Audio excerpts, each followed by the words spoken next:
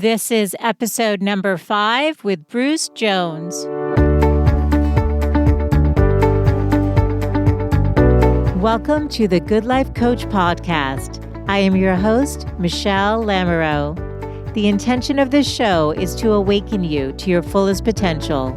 Join me each week for inspiring interviews to elevate an area of your life, as well as interviews with women entrepreneurs who are creating success on their own terms.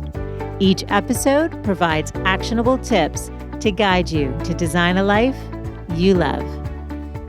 Hi there, this is Michelle, and welcome back to another episode of the Good Life Coach podcast. I have on a great guest today if you've ever dreamt about self-publishing a book. Have you ever thought to yourself, wow, I'd love to create a children's book or a cookbook or a book of poetry or any form of book, fiction, nonfiction, but you just don't know where to begin? Today's guest is going to help you move through all of that. Bruce Jones is an international best-selling author, graphic designer, and product developer. Bruce writes, speaks, and consults on publishing, social media, blogging, video, and general marketing.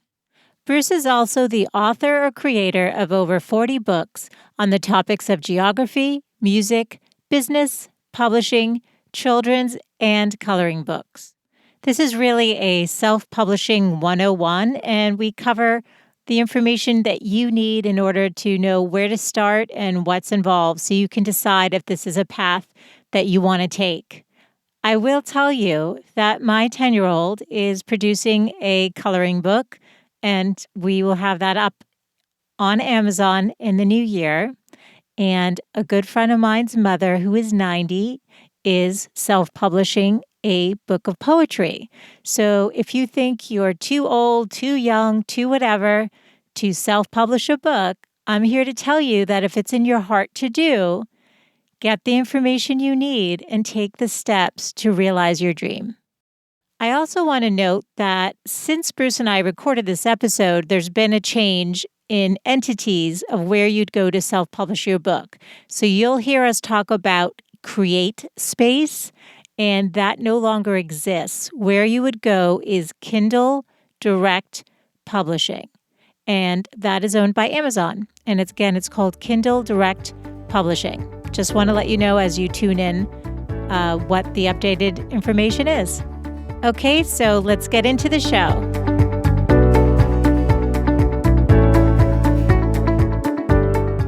Hey, Bruce, welcome to the show. Thank you, Michelle. Glad to be here. I'm so happy to have you on. For those of you listening, Bruce and I have known each other 20 years. It makes it sound like forever, but I was 27 years old when I became director of marketing for a major law firm in Boston, and Bruce was my go-to guy for all the graphic stuff I had. We did over 100 conferences and brochures, numerous websites, logos, newsletters, right, Bruce? So Bruce was the guy I would pick up the phone and call, and something happened about 10 years later. All of a sudden, I'm on Bruce's newsletter, and I start seeing him talk about self-publishing, and I was curious. I was like, oh, Bruce is switching gears here. And Bruce, I'd love it if you could tell your story, because you've been in graphic design for 35 years. Yep. Yes, I have. And so basically what I did is part of my earliest memories of myself at 5 years old is I had a sort of set of 3 goals. And one was to own my own business. The other was to do something with TV and film. And the third one was to create books. And so I had always wanted to do it, but I'm dyslexic. So it was just a huge struggle to try to write and do anything. Writing a memo, writing an email is always just a huge struggle. And I really just had a hard time with it. But sort of around age 53, I tell people I learned how to write. Around 50, I decided to start really pushing. I started blogging. I started just trying to do it. And around 53, I took an internet marketing course. And the person who was running the course had an exercise of releasing a little bit of content with a question, and you had to fill in the question. By the time you get done with all the questions, you had written a business plan. And what I discovered at the end of that process is I could write. What had been just a huge struggle before that, at 53, suddenly words just came pouring out of my fingers. And so I'm 63 now, so 10 years. And so I just started writing and writing and writing and writing and writing. And now being able to create a book was a whole lot easier. And but I had been really pushing hard at that point to try to do something, but didn't realize I was going to break through a barrier. And so once I started doing it, and you start creating books and doing books, and I now have 43 books of my own that I published of all different kinds. People start asking you, can you help me with their books? And also being a graphic designer, I produced a lot of books just in general. It's just part of the job. So I was able to sort of combine those two things together, and and I really embraced. And also, right at that time is when self-publishing took off, and CreateSpace and Kindle, both two companies at Amazon, became available. So the ability to publish or self-publish suddenly was the barriers were knocked down, and you could do it. And so that's why you see that sort of starting at that time, is I just jumped on at that moment when the world sort of said, hey, you can do this now, and gave you the tools to do it. So you touched upon it in your book, actually. I was reading, you have a book, I want to publish my book, but I don't know how, which is the most common question I guess you get on your Facebook group. Yep. And it's everything you need to know to create an ebook or print book. And I saw that you were telling about that story of how when you were a little boy, you really struggled with that. And I think it's really helpful for you to be sharing this now and letting people know, you may not consider yourself a writer, but that doesn't mean that you can't do this. And I think one of the reasons I wanted to interview you in particular, Bruce, is that you are so encouraging of anyone who wants to put pen to paper or even create some sort of coloring book or anything where they're going to go out and self-publish. And I think in a world where everyone wants to tell you why you can't or you shouldn't or that's a bad idea, you're the opposite. And I always really appreciate that about you. So congratulations. I mean, 40 books later. I know, when people who know me are always amazed when they go, well, you have so many books, like you must just pour out of you. And then I go, well, I didn't learn to write till 53. And it really sort of surprises people sometimes when they're like, I mean, there was a real barrier. I was the kid in school, like in junior high, I was the kid who made the models that the English teacher felt sorry for and let you make a model or do something. So I made a Viking village, I made a working windmill, I made different things and do a project because I just couldn't. The writing was just so hard. So I understand that path of trying to write if writing isn't sort of, if you weren't sort of born with that skill or you learned how to do it. So, and I just love helping people. It's fun to watch what happens to them as they publish their book and receive the first book in their hands. It's really quite amazing. There can be an enormous life transformation from publishing your first book. So I often tell people it's the fulfillment of a dream you might not have even known you had when you hold your first book in your hands. So it can change your life. It can send you in different directions. So you know that I can speak to that now because so I should tell the story and then we'll get into the nuts and bolts of how to self-publish and why and the differences. But the reason that Bruce and I connected on self-publishing is I had gotten certified as a holistic health coach, and they offered a course, how to self-publish a book, because many of us wanted to either do something in the self-help lifestyle space or write a cookbook or a nutrition book. And they knew that writing a book is better than a business card, right? It establishes some level of credibility and it gives you a platform and it distinguishes you. And so I thought, well, this is great. And they said, find yourself an accountability partner. And all I could remember was I was getting your emails and I'm like, hey, Bruce, who I know and like, is doing this stuff. I think he would be perfect. And I remember I reached out to you and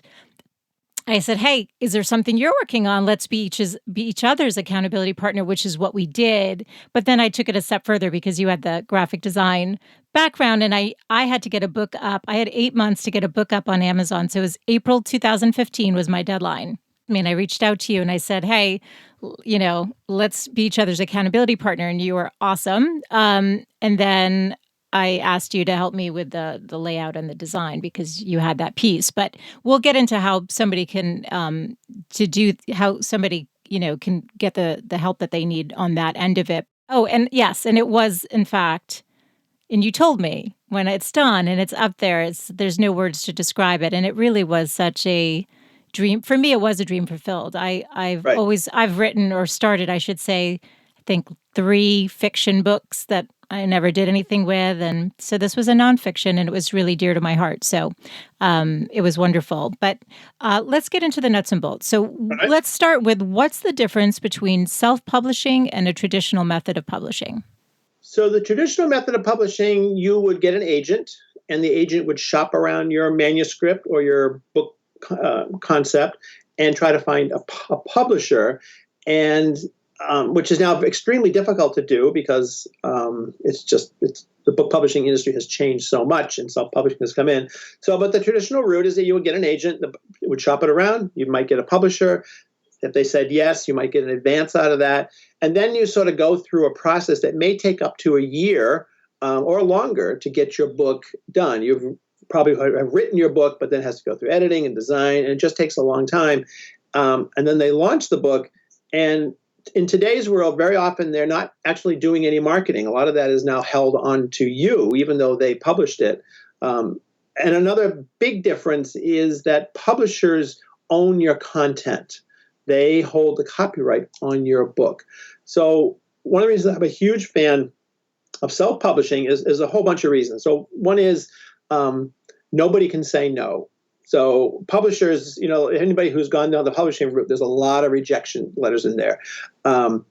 With self-publishing, nobody's going to say no. Now, sometimes that can be bad because you're putting up a book that might not be that great, but that's okay. That's in my view, that's okay. So one is nobody can say no. 2 is your speed to market. You can get your book out super, super fast. In fact, I've done books within a weekend of each other, where there was a bunch of text and a few days later a book is published. So you don't have that long time. And why that's kind of advantageous is often when you have an idea for a book, especially a business book, you're also sensing some kind of market that's going on that book fits into. So speed to market is really important for a lot of books to catch that wave. You make more money. The royalties are much higher if you use CreateSpace and Kindle than they are in traditional publishing. Most of my books, I generally have a royalty of $2.50 to $3.50, somewhere in there. Traditional publishing, it might be 70 cents to $1. You don't get the upfront, but you get much higher royalties. And if you want more, you can just charge more. You do have to do all the work that you're doing, but there are a lot of services out there to help you.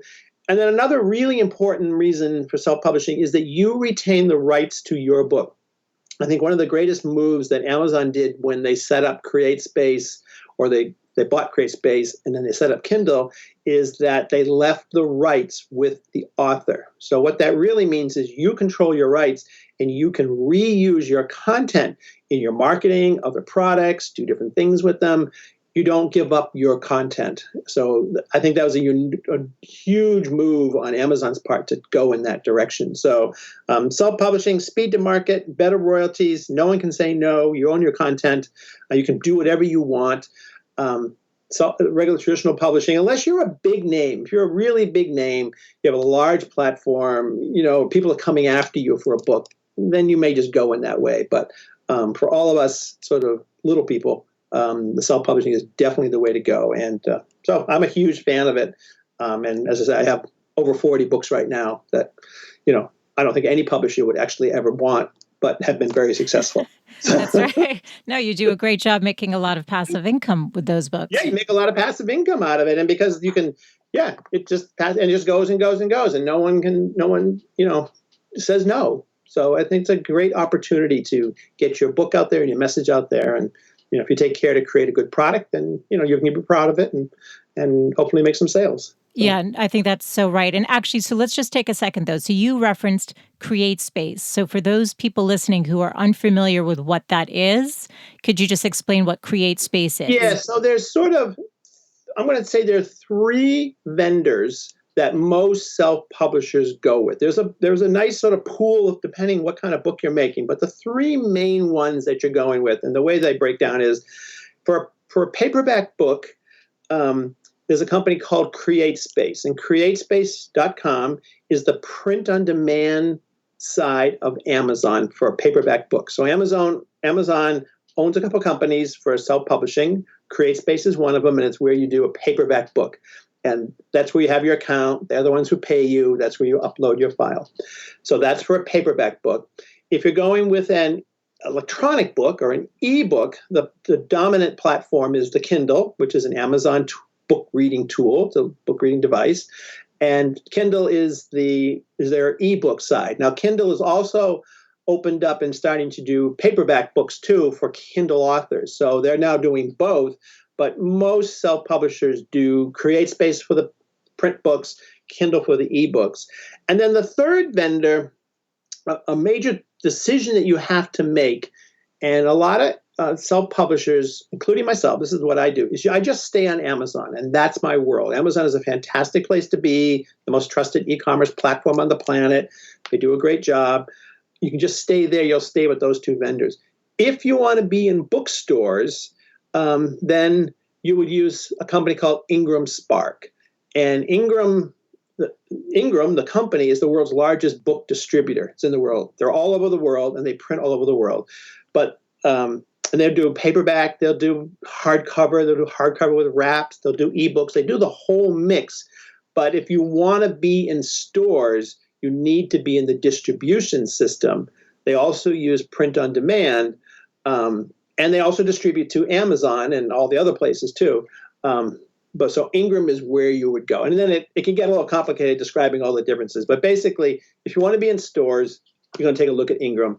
If you just want to be on Amazon, which is what most self-publishers do, then paperback is CreateSpace, ebook is Kindle. Does that make sense? Yeah, no, it is clear. And, I think as somebody goes down the path, then all this information is ready available, and you just follow the next right step when you're doing it. So, Bruce, you talked about the fact that you have 40 different books, and self-publishing is such a great vehicle to get whatever kind of book you want to get out there. Can you talk about what are the ideal kind of books that are best suited for self-publishing? Because, for example, I self-published because I was taking a course in this and I love learning new things. And I figured, okay, this is an experience and we'll see what happens. At some point, if I had a bigger platform, like you mentioned, or had an idea that I thought needed to be more mainstream, then maybe I would consider finding an agent and doing that. But for the reasons that you mentioned, I loved the process of self-publishing. I love the control of the cover, which I understand in traditional publishing, you don't have control over. Is that true? Often, yeah, unless correct. It's for the most part. You're giving up your book. Now, you may have approval rights on it, but you're giving up the book and it becomes their product. Books are just products, and a publisher is selling a product, and the product is the book. So they're controlling how they want it to look into their mix of books and their library of books. And, so I generally you would lose control of doing that. Right. And I think, so I'm thinking about the audience here who are women. Some are in the corporate world who might want to use a book to advance their platform, to use it as a tool to gain new business and just to own their own their positioning, their expertise, their authority, maybe authority. Yeah. So a woman... Right. A woman who's looking to enhance her authority in a space. It could be a mom who's had a book that she's been looking to put out in the world and just wants to experiment with what would happen. And I'd love just what your thoughts are in terms of what you see women using the self-publishing model for and how they've been successful at that. So there's some very popular formats that people do. So one might be the easiest is a children's book. So once you have kids, a lot of people want to make a children's book either with their kid or, because of having children, they're exposed to a lot. So children's books are always high up on the self-published list. People just love doing them. Next to that, I would say are picture books. which is really just like a children's book, but it might be a photo book or a family book or some kind of picture book. Cookbooks are often high up. They're a little more complicated. In fact, probably a lot more complicated because of the design issues. I also get requests on poetry books for people to produce poetry. So those would be sort of, I'll say in the non-professional side of things. But they're important books that a lot of people want to make, and they're also a great way to kind of get started because you don't have to have written an entire book. You can just sort of use, you can get illustrations done. They're shorter, that kind of thing. On the professional side, a lot of people do books basically that are used for building their authority and are related around what their job is. So if they're an investment manager or they're some kind of a planner or consultant, anything, somebody running workshops. These are books that support their job and support themselves as the authority in that particular business. So it makes as you had said, it makes a great calling card because people don't throw away books. You can give a book as a gift, and it's a great way to get business. And you can use it as a prop when you're speaking on video or on live that, hey, this is my book. You can be introduced because of this book. You can use it as a calling card. And I think we'll talk a little bit here. They're relatively easy to make in terms of writing them. It's as opposed to writing fiction. So a lot of the people I see who are doing self-publishing, men and women, are books that are around positioning themselves, showing their authority, showing why their expertise, as opposed to nonfiction or romance. Opposed to fiction or romance or mystery books. From the worlds that I'm in, it's usually on this sort of the side I'm saying, the positioning book.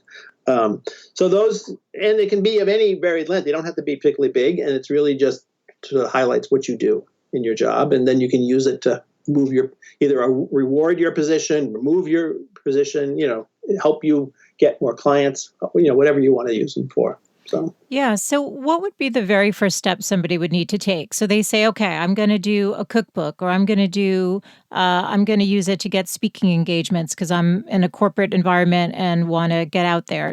What's the very first step somebody needs to take to start? So basically it's start writing. But what I usually do when somebody comes to me let's just focus on the professional book. And as an exercise, it's in my book I talk about called the Top 10 Technique. And everybody uses some version of this. I call mine the Top 10, and I'll just describe it quickly here. But basically I'll ask somebody, what is the most common question you get asked? And and I'll just say, I want one sentence of what is that question that you're asked more than any other question. And what that is how people see you in your job. It may not always be what your job is, and it may not be what you want to be known for, but it's how people see you. And if you can kind of tap into that, so somebody will write a single sentence, how do I run a conference might be the question. And then I'll say, give me the second most popular question and the third most popular question. And maybe you get 10 or 12 questions. Those questions then flushed out by expanding that to a paragraph and then 4 or 5 paragraphs gives you a book that's really focused around what it is you do. You're allowed to sort of bring your expertise to those questions, resources from those questions, and you can flush that out. And you're really just sort of describing your job and your sort of the thing you do. It may not be your job, but it's your expertise. And you're doing it based on how people see you and the questions that they ask. So if somebody comes to you in your area and they want to know more about you or about your field, you can hand them a book that basically answers many of those questions. And there's different variations of this, but it's a great way to sort of start the process because you're already answering that question all day. One of the things I tell people to do is just carry a little notebook or a pad with you for a month or two and write.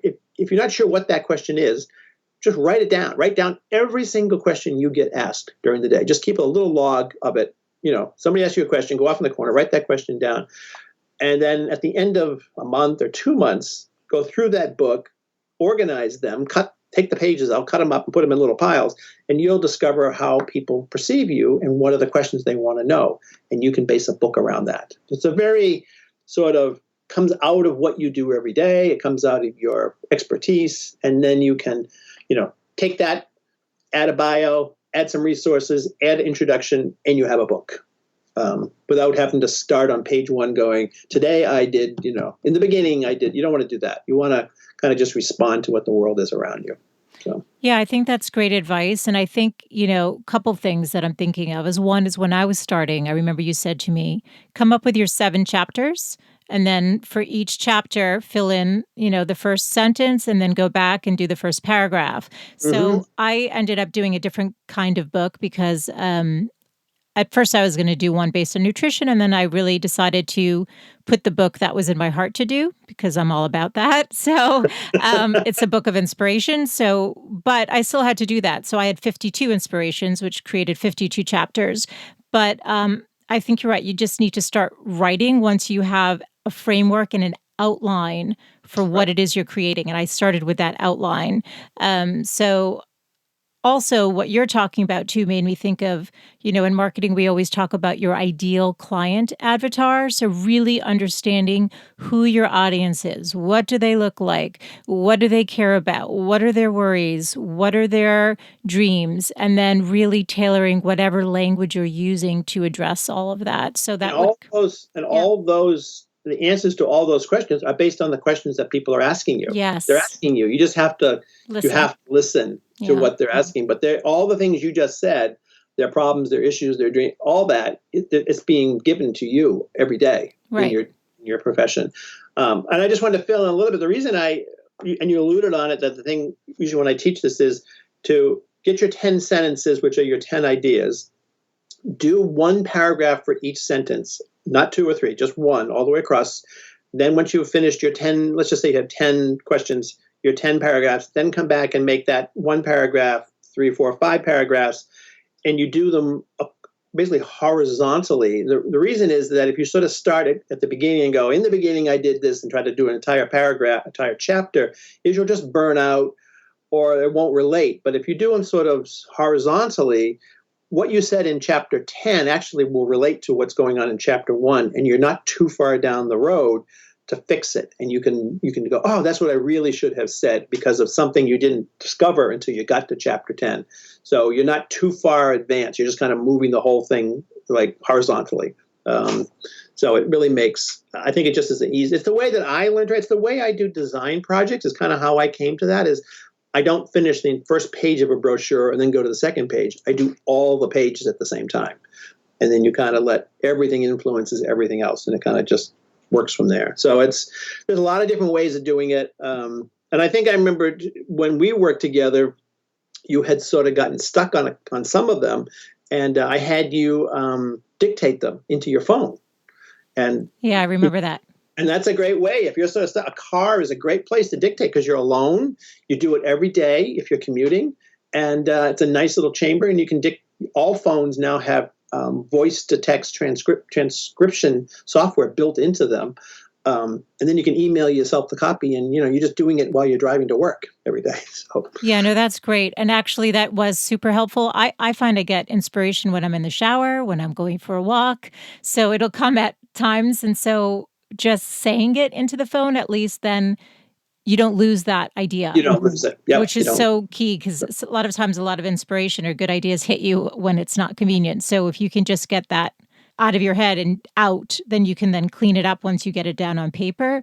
So let's go to, so I do think, I agree. I have women who say, oh, I want to write a children's book. I want to write a book with my kid. Where could somebody find an illustrator, an artist? Because that's really usually the hard part. It's not the story that they're struggling with. It's the illustrations. Where can somebody go? What's a resource for? Yeah, so there's a number of resources that work really well. One of them is a freelance site called Fiverr, Fiverr, Fiverr.com. And it's a site where all kinds of, it used to be things you would do for $5, but now it's different than that. But you can go there, you can look through all the examples of children's illustrators. It's all broken down by different skills. So you just search on children's book illustrations and you can just see a whole bunch of people. And then you can kind of go onto their page and look at their examples and how they work. A lot of people use Fiverr, and it's people all around the world. So You just want to make sure you have full rights after you receive your images. It's a really good idea to test a couple of them. And some people say test 3 or 4 or 5 different illustrators and just be comfortable to say, okay, I like this person's working style. They listened to what I was saying.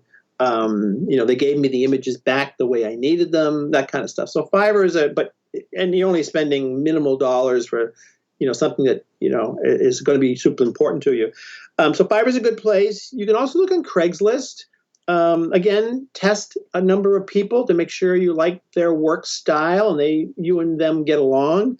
There are also many Facebook groups with illustrators in them, so you can just search on Facebook for illustrators and see what you can find. And then the last one I would say is one of the major stock photo houses is a company called Shutterstock.com. You can just search on children's illustrations. You'll see thousands of different kinds, and with many of them, if you click on the illustrator's name, they'll give you the email address, so you could reach out to them privately outside of Shutterstock, and maybe they have a website. You can that kind of thing, and then just check around. If you're around in a circle of other people who are making books, you can often get a referral. So those would all be different ways that I would go out finding an illustrator if you're not doing it yourself. Absolutely, because I think not everyone is an artist out there or, has a certain idea of what they want. And Upwork.com or 99 Designs, would either of those work? Yeah. 99 Designs might be a little bit more money. 99 might be a great place to go to get a cover design. Mm-hmm. A lot of people, and they do sort of here's my project, here's what I'm looking for, and people kind of bid on it with different spec illustrations. So it's a super place to get ideas or get people, like a cover for your book. Any of those places.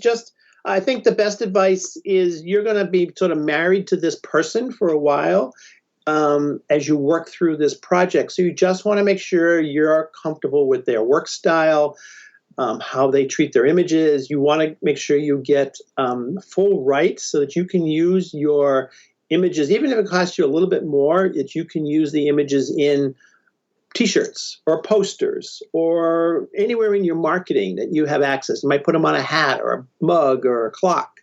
The part that we didn't mention about with self-publishing, one of the reasons it's so successful is it all uses a technology called print on demand. So, and one of the big questions that people ask about self-publishing is how many books do I have to print and how much does it cost?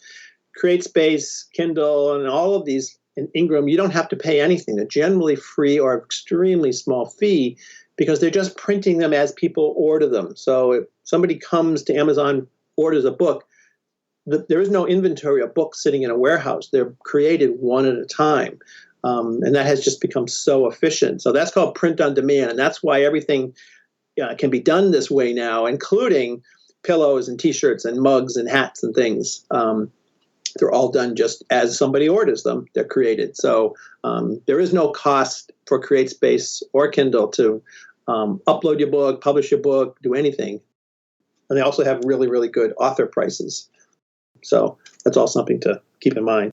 Yeah, no, that's hugely important because the days of having to have a warehouse or a garage full of books that you have to buy in advance is gone. And that's what's so great about these platforms like CreateSpace or ingramspark. So I always tell people, you do not want a garage full of books. Like, you do not want that. It's just to have to then try to distribute those books is just enormously difficult, and there's no need for it anymore. And there's no need to pay, other than maybe with Ingram, which has a very small fee, under $200 to get the whole doing. There's no need to pay for anything either. The fees are very minimal, or they're just for essential elements like an ISBN number or something like that. So, let's actually get into cost a little bit. So, somebody might want to do a project with their child just for more personal reasons. Somebody may be wanting to produce a book for that. It's just been a dream and they want to see it realized. Somebody may be doing it because they're in corporate, like we talked about, and want to build their platform and their recognition as a published author. So what could somebody expect to pay? We're talking cover design, layout. I know CreateSpace allows you to do that through them, Yeah. actually. So there's Yeah. different ways. So on the low end to the high end, you're going to need an editor if you're doing a traditional, not a traditional book, meaning traditionally published, but actual text versus picture book. So let's talk about I cost. would say you can go from free to $10,000 and everywhere in between. And where the costs might be is you can do everything for free if you did it yourself. Like when I create my own books, everything I do is because I know how to do it. So everything is basically free. You create your book. You might do it in Word. You can do it in InDesign. There's 2 PDF files that are required. One's for the cover, one's for the interior. Those files are uploaded to CreateSpace, or depending on what you're doing, to Kindle, and then they're processed, and you hit publish, and off they go. So you can do it for free. If you're on both Kindle and CreateSpace, have cover creators. There's also Canva, which is a great place for making covers for Kindles. So costs that would come in, and I really do recommend, this is probably one of the costs, would be to get your book edited. That's one of the major criteria that people will see with self-published books, is that the person didn't get it edited. And I would say, you could probably, in the low end, you could hire an editor for $500. It's well worth it, especially if you're doing a business book. You might also hire a proofreader. So editor initially to clean it up, and then a proofreader right near the end is probably a good investment, so that you don't get those reviews on Amazon that says, great book, but the person doesn't know how to spell, because that just defeats you. If you need illustrations, those prices are all over. You may find somebody who will do illustrations for $35 a piece, $100 a piece, $500 a piece. But Fiverr is going to be sort of the low end. You may need, if you can't do it yourself, and it's getting easier and easier and easier, but is somebody to lay the book out. So a lot of people who are doing just nonfiction books on Kindle can just use the Microsoft Word and format the book and put it up, and there's no cost. But if you're going to have a book formatted, I'd say Kindle is probably in the $300 to $700, and graphic is in paperback book. Might be, let's say, $500 up to a couple thousand, depending on what you're doing, how many pictures, graphics, all that kind of stuff. And it could be even more than that, depending who you go to. But you can somewhere in that range. You also want to do prepare your marketing and things like that. So you can do all that yourself using social media and blogs and Facebook, or some people will hire somebody to help them launch their book. And that can range, $1,500 is a number a lot of people will use for that, and more. So I would say, depending what you're doing, if you're strapped for funds, you can do most of the work yourself, but I think hiring an editor is probably one of the best things to do. And there's websites, or you can just find a local reporter or an English teacher or somebody who does that. That's probably of the investment you need to do. Also, getting a good cover. Covers are important, and hiring somebody to make a cover design would probably be the 2 investments that you need the most, and then the rest of it you kind of mush around. And then there are people that will do the whole package for you. You just write the book for the $5,000 to $10,000 range. So it can be really wide, but you definitely can do it on the bottom if you want. So Yeah, and as you're talking, Bruce, I'm thinking about, you have to think about why you're doing your book, right? You have to start with the why. So is it a personal project? Is it for business? And then set a budget in mind, and then you can shop around, like Bruce said, and Canva is a great tool too. I do agree with that. Yep. I do like Canva for many uses for image related stuff. But then you can take it from there and figure it out. I know when people knew that I had written a book, they're like, "Oh, how'd you get started? What did you do?" And the other piece of advice it made me think of, Bruce, and you probably will agree with this, is to get support. Most cities have a local writing group. So, I had done mine through my health coaching course, right? So they had offered this program that was new to them too. And so they couldn't take my course. And so I would readily share what I knew, but I'd say, go find a good writing group, because within those, they're usually nonprofits. So for example, I know there's Grub Street, in San Diego, there's a writer's workshop, San Francisco. So you just plug it in, Google, see what's around you. And a lot of times the libraries will have stuff too. So Right. there's so many people out there looking that will be available to help you on your journey. Do you agree? Like, yeah. Yeah, no, definitely. I think those are there. I also have a group called How to Publish Your Book. It's on Facebook. So it's a large group. We have about 3,500 members now, all authors, all self-publishers. It's a great place to ask questions, get community, get support. It's the same thing you have. It's just the online version of it. And there are quite a few of these online book writing communities around. So if you're not near something, you can certainly find all of this online. And then, you're right, the senior centers, the libraries, the community centers, writing books is something that's very much dear to a lot of people. So it's a lot of resources. Yeah, no, I think that's great. And yes, your Facebook group is excellent. And what's nice about you, Bruce, is that you're so engaged with your audience that you're constantly on there. And if you don't know the answer, you'll find it. And it seems like it's a very supportive group. I'm not a Facebook person, but I did jump on, I know, when I was going through my process because it's so nice to be connected to other people going through the same journey as you are. So I think that's a great resource. Before we get into kind of some more of the technical, I did want to ask, so for those who are looking to use it for professional purposes, you hear a lot about ebooks and the value, using those on your website. Can you talk about an ebook versus just a regular book?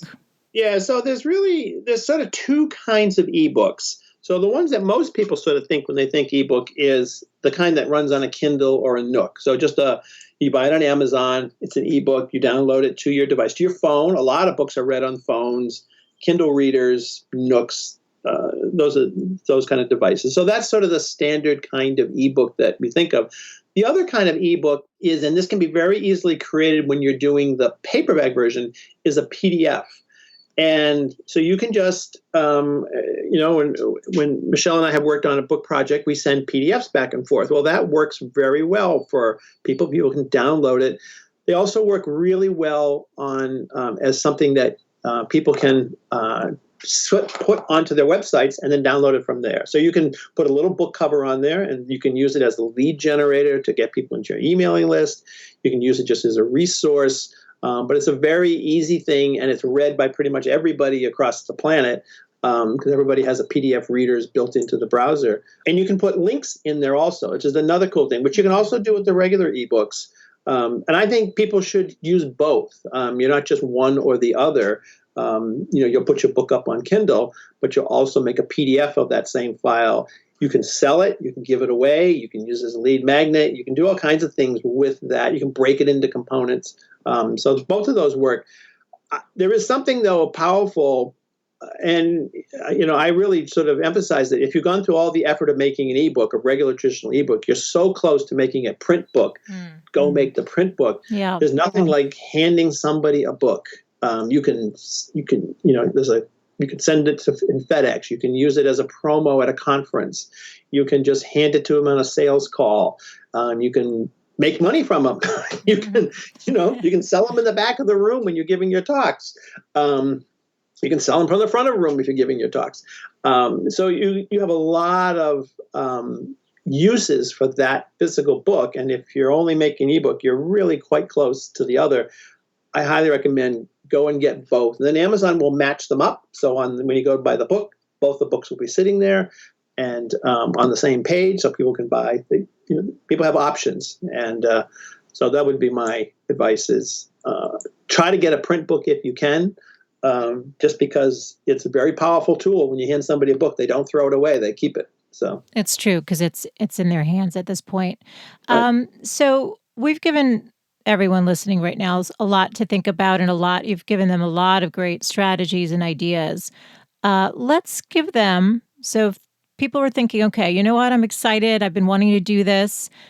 What are 3 key action steps that the women listening can do to begin their self-publishing journey today? Like, what are the top 3 pieces of advice you can leave them with? So one of them, I would say, which isn't about writing at all, is to start building your platform the day you start writing. Now, very often people will start writing a book not realizing they're even writing a book. They're just writing memos, because often a lot of people's books are just sitting in their computer and they just need to pull out that report. turn into a book. But building your your platform are all the ways that people connect with you. So it's your email list, and they all have different rankings in terms of importance. Your email list, your Facebook followers, your Twitter followers, the people that you meet at conferences, the people that come to your company, the people that are, that you interact in any way, shape, or form, your family, your friends. That makes up your platform. Those are the people who are going to buy your book. I work with a lot of authors, or the authors come to me, they've just published their book, and now they're like, what do I do now? Because actually the marketing of the book is harder than the writing of the book. Yes. So you want to build that platform, and you want to start collecting that, and you can use the content from your writing to start dribbling it out. You don't have to sort of spring your book on your market like today, all of a sudden here it is. You want it to be anticipated and people going. So building a platform, I think, and however you do it, is super key. So that's a one thing. A second one that I always have authors that work with me do, and I always recommend, is once you've sort of written your book and you think, okay, it's kind of about done. This is where it is. It's in Word, and you've written the thing, or Google Docs, or wherever you wrote it, and I'm kind of done, is what I would say is format the page to be about the size of what you think the book is. Make a PDF, or just leave it in Word, and take it to Staples or somewhere and print out a copy of the book. Just print it out back to back, so the pages have words on both sides. And if you go to a Staples or an Office Max, they can put a spiral binding on it. And what it does is it gives you a proof copy of your book. And it allows you to see book that's just been in your computer now in physical form. You can flip the pages. You can hold it. It gets you excited about the next step. You get to see a lot of things that you didn't see when you were writing your book. It's a great point to edit from. And it just I think it really improves the quality of your book, because now you're looking at it as a real thing. Very easy to do. Just take the file, go to your local office, supply store. They all have, copiers that are there, and just print it out. So printing a copy is really, really good. And then I guess the third is an editor. Have an editor. Go spend the money and have someone edit this. You're going to do your first pass editing, but have somebody go through it. So build your platform, print a copy so you can look at it physically, and you're going to see so much in that book that you'll make it so much better. And then at some point, it's definitely worth hiring an editor to clean it up, because we don't see the mistakes that other people can see, and they'll come at it with fresh eyes. So I think those would be my 3 action steps on a book. Yeah, those are all so critical. Those are great. And you're right. The platform is so key, and people are writing, and they don't even realize, suddenly the book's going to be ready, and who's it gonna launch Right. to, right? And Amazon does not sell your book. Amazon does not market your book. Amazon sells your book, Correct. but they do not market your book. Right. So you need to do. That's the part. That's one of sort of the harder sides of self-publishing, is that's on you now. And even with many, many publishers, in fact, these mostly small publishers, it's still on you. They're not going to do it either. So it's really your responsibility. You're really looking at the whole package, from creation all the way through to marketing. It's a product, so you have to market that product. Yeah, no, it's so right. And I think, I would add to, having been through the process, you want to put your best work out there. You want to feel really good about what's out there. And so if you're considering doing this, do what Bruce said in terms of make the investment in having fresh eyes look at it, getting feedback from people who are in the business, or have the expertise. Family and friends, can also be useful too, as long as they can be objective. Right. And when they're reading your material, in a way, they are objective, because they're not familiar with what you're putting out there, and then they can give you feedback like, this doesn't make sense or whatever. But really, you want to put your most professional hat on as you're approaching the process. And so that actually leads me to my next question, which is, and this is going to be tricky because there's so many good books, but what book, or maybe top 2 books, could you recommend to somebody who wants to be a writer and get their work out in the world and really perfect their craft? I would go and look up Joanna Penn. The Creative Pen is her is her website, creativepen.com. She's just fantastic on the process and what you do and how you do it. I think I love her book. Her book. She has a series of books on self-publishing, on self-publishing marketing, all kinds of things. So Joanna Penn, Penn, and the Creative Pen, I think is one I would do.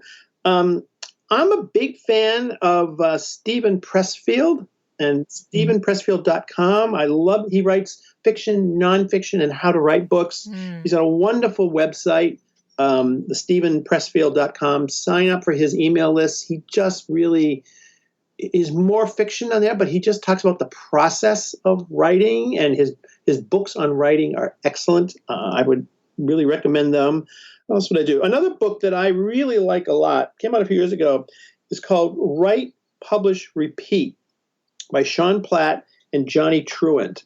And one of the things, if you're sort of interested in building a business out of your publishing, which you can easily do, and how you set your books up and what you do and how you move readers from one book to the next book to the next book, they cover this topic extremely well in Write, Publish, Repeat. They're a writing partnership, and they really cover how you set up funnels inside of your book and how you move readers from one book to the next book to the next book. So I have gotten a lot out of that book.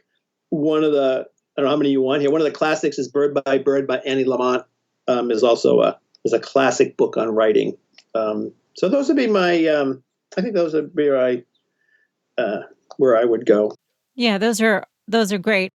Let's see here. So, Bruce, how do you define success? Because everyone defines it differently, and I really want to reinforce that. Success is so unique to everyone. So what's your definition? My definition is success is that you sold one copy of your book.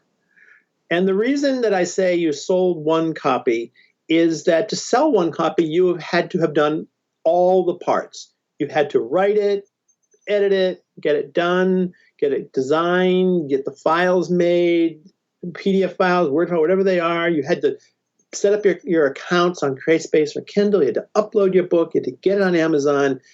And you had to do some kind of a little bit of marketing and let people know you had it. It might just be a Facebook post. You might have just told somebody, hey, go buy my book. That's marketing. But you did the entire arc of from beginning all the way to the end. And so I think just selling one copy, because if you can sell one copy, then you can sell 10 and then 100 and 1,000 and on you go, and then another book. If you can sell one, the selling one copy is good, and then after that, it's just marketing of getting your book out there. So for me, that's success, that you completed the entire process, because a lot of people just don't get that far. It breaks down. There's a lot of steps, and in my book, I want to publish my book, but I don't know how. I put in a checklist that kind of walks people through, and people stumble at all those different places. So that's my definition of success: is that you sold one copy of your book. I love that. I do. It's true. If you impact one other life in a positive way, then that is success, no doubt. Bruce, is there anything I didn't ask you that you wished I had? No, I think we have. I think it's just sort of jump in and get going. One of the beauties of this whole print on demand and self-publishing, it's different than the way books used to be printed. When we look at a book that's sort of sitting on our shelves from, that we just might buy somewhere, that's a fixed product and you can't change it. And one of the things that people don't realize about the self-publishing model is you can update and change your book. It is not a fixed thing. It's just electronic file. So, I always tell people that perfection freezes progress. And a lot of people, one of the hardest things for people to do is hit the publish button, whether it's on a blog post or a book. They get sort of frozen by that. And it can really freeze you forever or for years and years. But it's the realization that it isn't really final. You didn't, even if something went up and it was a horrible mistake, you can fix it. And so I think that's important for people who are sort of in the perfectionist mode, is that this isn't the life-ending thing if something is wrong, and you can get in there and adapt it and update it and fix it. And I've had to fix a few books, over the course. Sometimes you just make a mistake. But with a print-on-demand book, you can.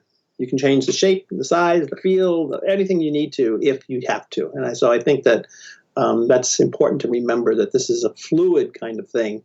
And then just get going. I mean, it's the gatekeepers have fallen in many areas now between broadcasting, advertising, distributing, publishing, manufacturing. We have enormous opportunity to get our content out there and share it with the world. And I think that's a really wonderful thing. So thank you for adding that. That was so perfect, actually. It's so very true. And it gives people permission to say, yeah, you know what? I'm going to do my best job. And if I realize I made a mistake somewhere down the line, I can go back. Or if I want to alter it, I have that choice. But it allows for the decision process to then push that button and hit publish and just take that chance. So thank you for sharing that. I think that's so helpful. And thank you, Bruce, for always being so generous. And no, you are. And so passionate about what you do. I've really not met somebody who's so enthusiastic and so encouraging and passionate about the self-publishing world. And again, that's why I wanted to have you on. So why don't you direct us to where people can find you in case they want to learn more about you and your work and what you offer? So I have 3 places. So I always encourage people to come over to Facebook and just search on to how to publish your book. Just those words, how to publish your book. And you can just do that in the Facebook group, a little search bar. It's a group. And come join the group. We have over 3,000 people, and it's a great place to ask questions and just sort of see what's going on. You can go to brucethebookguy.com is my blog, where I publish longer pieces on publishing, and I put videos, and all my courses are there.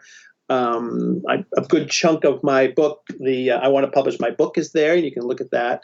And then the third place is if you're interested in moving forward with a course, and I've done courses on how to publish, and how to make a Kindle book, and how to make a journal book, a bunch of different ones. Those are at publishingmastery101.com. That's my publishing school, and you can sign up, and then there's different kinds of courses and things that you can take. So those would be probably the three best. Thank you, Bruce. It's been such a pleasure having you on today. Thank you so much. Great. Thank you, Michelle. Okay, talk soon. I hope you enjoyed that interview as much as I did. I'd love to hear what resonated with you. So come on over to the goodlifecoach.com podcast page. While you're there, you can look at all the show notes from today's episode and join my newsletter. As a thank you, you'll receive the first chapter of my book for free.